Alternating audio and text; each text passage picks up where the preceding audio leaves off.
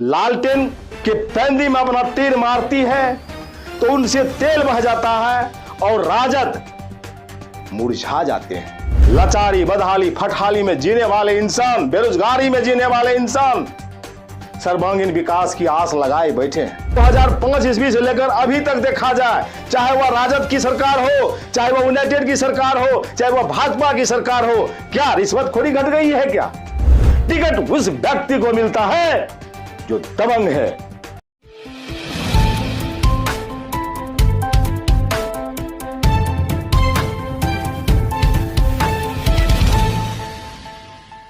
स्वागत है आपका RNN सच आप तक में। मैं आज चर्चा करने जा रहा हूं बिहार के सियासी हालात का। मैं किसी खास राजनीतिक दलों का नहीं, किसी खास नेताओं का नहीं। आज जो बिहार की सियासी हालात बद से बदतर है, मैं उस पर चर्चा करने जा रहा हूं। वास्तविकता क्या है उस पर मैं अपनी जेहन में दे रही उफान और जज्बातों की चर्चा आपके बीच में करूंगा। दोस्तों, पूरी जानकारी हेतु आप अंत तक चैनल में बने रहें ताकि मेरे दिल की मर्म को आप बेखूबी समझ पाएं। देश को आजाद हुए तकरीबन 75-76 वर्ष हो गया।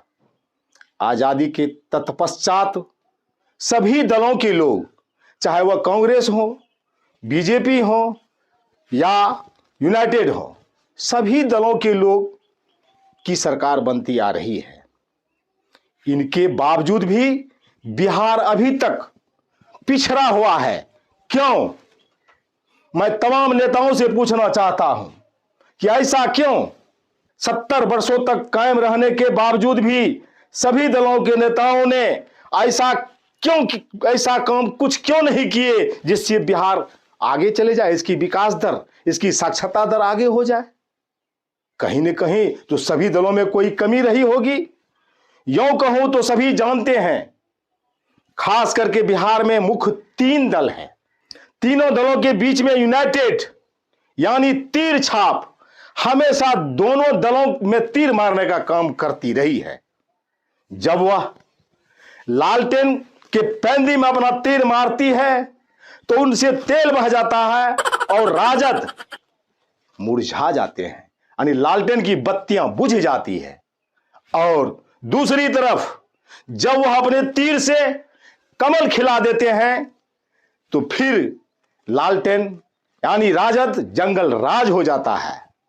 विडंबना तो यह है कि जब वह कमल के साथ रहते हैं तो लालटेन छाप यानी राजद वाले जंगल राज हो जाते हैं, और जब लालटेन यानी राजद के साथ चले आते हैं तो कमल छाप देश द्रोही हो जाते हैं। एक नेता दूसरे नेता को यही कहते रहते हैं कि वो गलत है, ये गलत है, वो गलत है, ये गलत है, ये यहां ही करिए, ये चारा घोटाला कर लिए, ये घोटाला कर लिए, ये वो घोटाला कर लिए। तो मैं जानना चाहता हूं पूरे देशवासियों से कि जब एक दल के यानी सभी दल के सभी नेता एक दूसरे को गलत ठहराने में लगे रहते हैं तो आखिर किस दल के कौन नेता सही हैं? ये सोचने की बात है। इतना ही नहीं, आम जनता, आज आम जनता पूरे मुल्क में, पूरे देश में सर्वांगीण विकास, लाचारी, बदहाली, फटहाली में जीने वाले इंसान, बेरोजगारी में जीने वाले इंसान सर्वांगीण विकास की आस लगाए बैठे हैं। लेकिन कहां है? और दिन दुनी रात चगुनी महंगाई, बेरोजगारी, लाचारी, बदहाली, फटहाली, बलात्कारी बढ़ती जा रही है, घटने का नाम ही नहीं ले रही है। और जब इंसान अपनी बात उठाते हैं, सच्ची बात बताने को तैयार होते हैं तो उनको मिलता है ईडी और CBI, ढेर सारी प्रताड़ना मिलती है। सर, विदित हो कि कौन नहीं जानता है, जो जहां है वहीं लूट रहा है। राजा हरिश्चंद्र किस पार्टी में है? आज की मौजूदा स्थिति देखा जाए, वह चाहे 2005 ईस्वी से लेकर अभी तक देखा जाए, चाहे वह राजद की सरकार हो, चाहे वह यूनाइटेड की सरकार हो, चाहे वह भाजपा की सरकार हो, क्या रिश्वतखोरी घट गई है? क्या लूट, राजधानी, चोरी, डकैती क्या घट गई है क्या? लाल फीताशाही घट गई है क्या? और ही चरम पर बढ़ती जा रही है। जाति पाति, ऊंच नीच, हिंदू मुस्लिम, धार्मिक उन्माद चरम पर है, जिसका नतीजा हम सबों को भुगतना पड़ता है। जब हम इससे ऊपर उठकर अपनी गरिमा को अक्षुण्ण बनाए रखने में अपनी अहम योगदान नहीं देंगे, तब तक कोई माय का लाल देश को गर्त में जाने से नहीं बचा सकता। यह कदापि संभव नहीं है, कतई संभव नहीं है।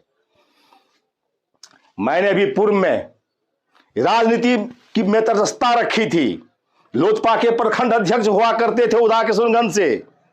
जब टिकट की बारी आई, हम बहुत मेहनतकश इंसान थे, समर्पित कार्यकर्ता थे, रामविलास पासवान से हमारी घरेलू संबंध थी। लेकिन जब उदा किशनगंज में अरुण कुमार सक्सेना को जाना जाता था, लोजपा में मैं यहां के लिए मधेपुरा जिला में एक रीढ़ था। लेकिन जब हम टिकट के लिए वहां उनके कार्यालय हम गए, 500 कार्यकर्ता हमारे साथ थे, जिनका सारा खर्च वहन मैंने किया था, लेकिन वहां टिकट नहीं मिली। उसी क्रम में सभी दलों के कार्यालय जाने का मौका मिला, टिकट के लिए नहीं, वैसे घूमने के लिए। मैंने देखा, मैंने परखा, ये हमारी अपनी तजुर्बा है कि टिकट वैसे व्यक्ति को नहीं मिलता है जो मेहनतकश है, ईमानदार है। टिकट उसे नहीं मिलता है।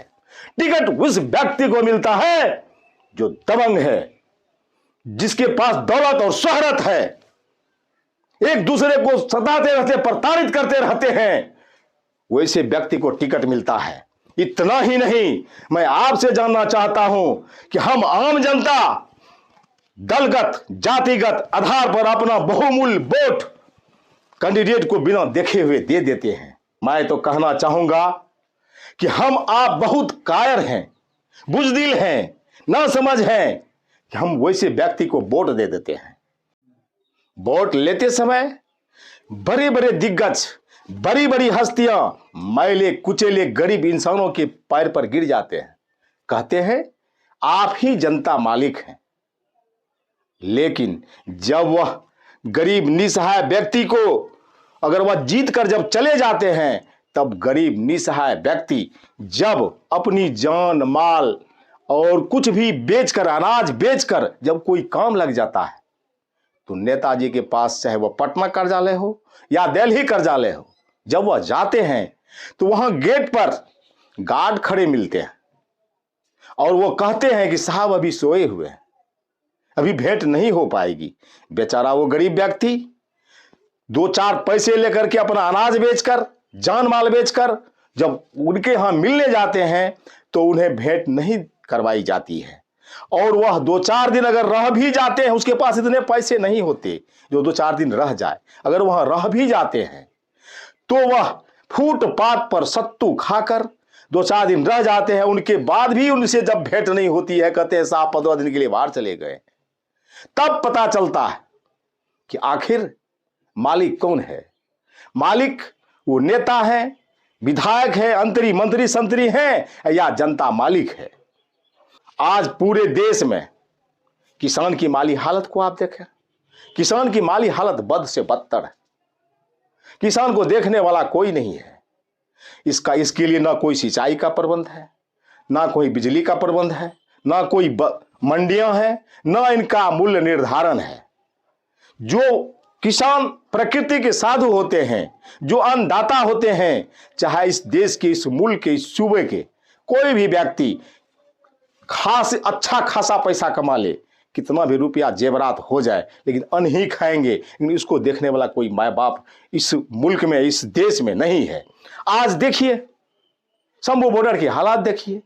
शंभू बॉर्डर पर किसान धरना प्रदर्शन में लगे हुए हैं, तकरीबन महीनों दिन हो गए। इनसे पहले भी 1 वर्ष पहले भी धरना प्रदर्शन किया गया था।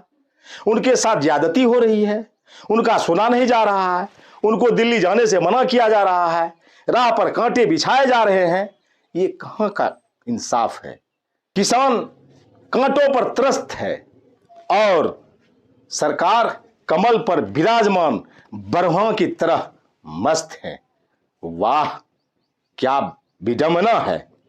यही है प्रजातंत्र का असली रूप। देश की भलाई के लिए कोई पद की आवश्यकता नहीं, महात्मा गांधी देश की आजादी में बहुत अहम भूमिका निभाए थे। उस समय जब प्रधानमंत्री और राष्ट्रपति बनने की बात आई, सभी लोग महात्मा गांधी को चाहते थे, लेकिन महात्मा गांधी जवाहरलाल नेहरू और राष्ट्रपति को बनाए, अपना पद वह नहीं लिए। आज प्रधानमंत्री और राष्ट्रपति दोनों के नाम इतिहास के पन्ने पर सिमट कर रह गया, लेकिन महात्मा गांधी विश्व बापू कहलाए, विश्व बापू कहलाए। आज की मौजूदा स्थिति बहुत बद से बदतर है, खासकर बिहार की स्थिति और बद से बदतर है। साक्षरता दर बहुत नीचे है, हम लोग गरीबी रेखा के नीचे बहुत इंसान पल रहे हैं। आज की मौजूदा स्थिति को बदलने के लिए मेरे ख्याल से कुछ विशेष करने की आवश्यकता नहीं है। इसके लिए मात्र एक ही मूल मंत्र है, जो हमारे पास है वह अधिकार हमें है। उसके लिए एक वोट का अधिकार, एक वोट का अधिकार जो हमें मिली है, उसका जब हम सदुपयोग करेंगे, उसको जब सही जगह पर देंगे, ऐसे उम्मीदवार को देंगे जो देश की भलाई के लिए, वतन की रखवाली के लिए, देश की जनता और मुल्क को चैन और अमन रखने के लिए हमेशा आतुर रहते हैं। चाहे वह किसी भी दल के हो, किसी भी जाति बिरादरी के हो, किसी भी मजहब से आते हो, किसी भी पार्टी के हो, किसी भी दल के हो, वैसे व्यक्ति को जब अपना अधिकार देंगे तब बदलाव होना संभव हो पाएगा। जब तक हम जाति पाति, जात पात और भात पर बने रहेंगे, तब तक कतई देश का सर्वांगीण विकास संभव नहीं है। कहने की तो बात बहुत है, अथाह सागर अंतर मन में हिलोड़े ले रही है, लेकिन अंततः मैं कहना चाहूंगा कि वोट की इज्जत बेटी की इज्जत से बढ़कर होता है। इसे आप बहुत बारीकी से सोच समझकर आप दें, वैसे अभ्यर्थियों को दें जो आने वाले समय में आपकी जान माल की रक्षा कर सके और वतन की रखवाली कर सके। मैं अरुण कुमार सक्सेना का पैगाम तमाम देशवासियों के नाम।